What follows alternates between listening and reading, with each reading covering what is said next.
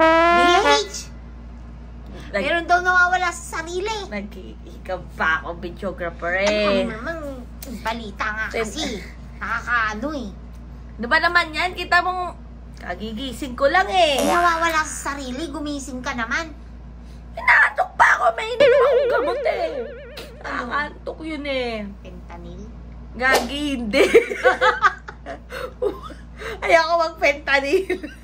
Pang ano na yun, videographer, super in pain na ako noon. Matinding painkiller yung fentanyl. Hindi ko pinangarap na makarating ako sa fentanyl. Okay na ako sa Biogesic, Dolfenal, Eskelan. Okay na ako sa mga Tramadol. Okay na ako. Yung fentanyl, no. Ito nga kasi videographer, hindi ako minamaw si Teresina. Allergy ako eh. Basta yung panahon. Ayan muna mga kabata helmet. Siyempre, today is a very happy day. Sa lahat ng mga bagong pasok sa channel to, please don't forget to click the subscribe button, tiny bell para laging updated sa lahat ng mga sinasawsawan. And paalam namin ni videographer.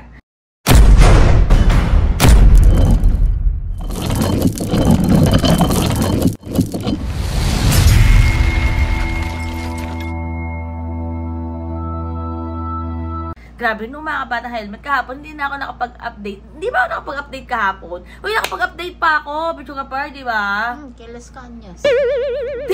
Alin ba? Hindi, yung kay Las Cañas. Ano yun, videographer? Galing yun sa Pilipinas Today. Na FB page. Naku, grabe talaga mga kabata helmet. No?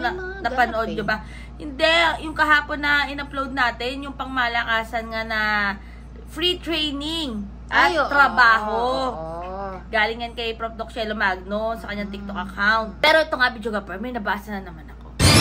Sabi ko naman sa inyo mga kabata helmet, hindi ko papalampansin. Sabi ko nga papansin, palapansin. Sabi ko nga sa inyo mga kabata helmet, hindi ko papalampasin ng mga latest. O ito ang pinaka-latest sa lahat ng latest videographer. Ayan no. Veteran journalist believes former President Duterte should stop using fentanyl. Napakinggan ko ang talumpati ni Digong noong linggo ng gabi sa Davao City. Parang wala nga si Digong sa sarili. Sabi yan ni Ramon Tulfo, journalist on Rodrigo Duterte's use of fentanyl. So ayan nga mga kabatang helmet, ang pahayag ni Mr. Ramon Tulfo regarding naman dito kay Tatay Digong nung nagsalita siya sa Davao nung linggo, di ba, videographer?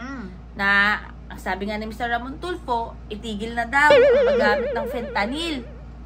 Pero nung binalikan ko yung video, di ba, videographer? Kasi sumagot nga si Tatay Diggs regarding nga dyan sa binatong fentanyl ni PBBM. Fentanyl patch. Kasi ginanon niya eh. Sabi niya ganito, malaki, hahatiin natin man doon, tapos itatapal dino. Fentanyl patch. Yun lang hindi natin alam kung meron din siyang iniinom na fentanyl na oral. Kasi pwedeng oral route, mga kabata helmet. Ibig sabihin, iniinom natin yung gamot. Tinitake natin siya by mouth. Or yung mga transdermal or dididikit or yung mga patch, yun. May pinakita nga siya, diba? Sabi niya, malaki nga daw yun. Tapos hahatiin daw, sabi ng doktor, hinahati. Tapos ilalagay daw dito. So, kung isa-search nyo yan, may fentanyl patch din, mga kabatang helmet. Pero, ayan nga, ang pahayag ni Mr. Ramon Tulfo. Kayo ba, mga kabatang helmet, anong masasabi nyo dyan? Sa pahayag ni Mr. Ramon Tulfo. Kay Ramon Tulfo galing yung komento. Anong masasabi nyo? At eto pa, let's go, videographer.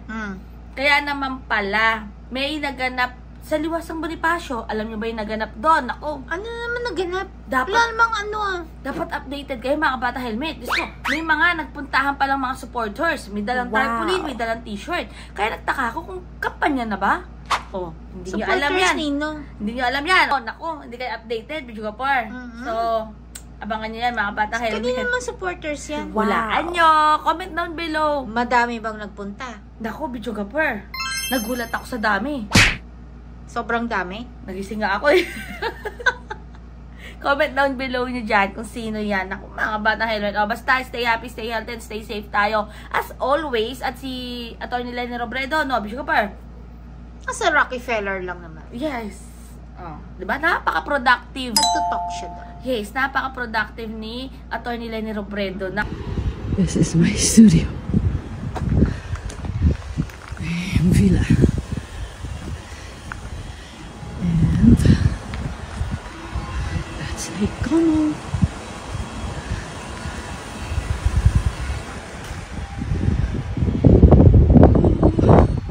Sabi ko kami sa buhay niyo, nag-helmet din ang bukit. Keeps getting better every day. God bless everyone. Bye!